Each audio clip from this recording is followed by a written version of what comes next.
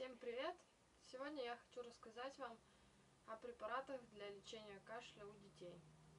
Сразу хочу сказать, что препараты для детей лучше выбирать в виде сиропа, так как сироп наиболее эффективен, чем таблетки. Поэтому сегодня я хочу конкретно рассказать о сиропах, которые лучше применять для детей. В зависимости от того, какой кашель у вашего ребенка, сиропы подразделяются на сиропы от сухого кашля и сиропы от влажного кашля. Сначала хочу рассказать о препаратах для лечения влажного кашля. То есть, если у вашего ребенка выделяется мокрота, кашель влажный, начнем с такого препарата, как препарат Амбробене. Выпускается в сиропе, разрешен детям с рождения препарат, эффективный, хороший, имеет приятный малиновый вкус, очень хорошо помогает. Выпускается он как в детской, так и взрослой дозировке. Взрослый сироп разрешен с 6 лет, детский от рождения. В комплекте идет специальный мерный стаканчик, с помощью которого вы удобно отмерите нужную вам дозировку. И флакончик с лекарственным препаратом. Амбробене имеет большое количество аналогов. В принципе, по стоимости он не очень дорогой, в районе 120 рублей. Среди аналогов Амбробене такой препарат, как Холексол, препарат практически такой же по стоимости, по составу также содержит в своем составе вещество амброксол. Единственным его плюсом, он обладает более приятным малиново-банановым вкусом, поэтому детям больше нравится, чем Амбробене. Следующий аналог Амбробене — это препарат Лазолван. Лазолван также назначается детям от рождения, также способствует выведению мокроты, облегчению влажного кашля. Лазолван выпускается в форме сиропа детского и сироп взрослый. Детский назначается от рождения, взрослый от 6 лет. Лазолван выпускается со вкусом лесных ягод, поэтому также приятен на вкус детям. Следующий препарат — это препарат Флавомед, также является аналогом Амбробена, тоже содержит в своем составе амброксол, оказывает отхаркивающее также действие, по вкусу такой же, как Амбробен, и по цене немного подороже. Из всех этих препаратов наиболее выгодный по стоимости это препарат Холексол и препарат Амбробена.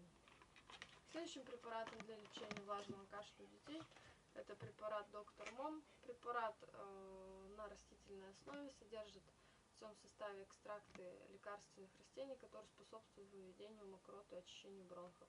Препарат разрешен к применению с 2 лет детям и взрослым. Следующий препарат это препарат Бронхикум. Препарат также отхаркивающий на растительной основе. В своем составе он содержит основной компонент это тимьян. Разрешен также детям от 2 лет. Следующие два препарата это препарат Аскарил и препарат Джоссет. Препараты очень эффективные, разрешены детям от рождения и взрослым. Эти препараты применяются в том случае, когда у ребенка затруднено отхождение мокроты, то есть кашель влажный, но ребенок не может отхаркивать.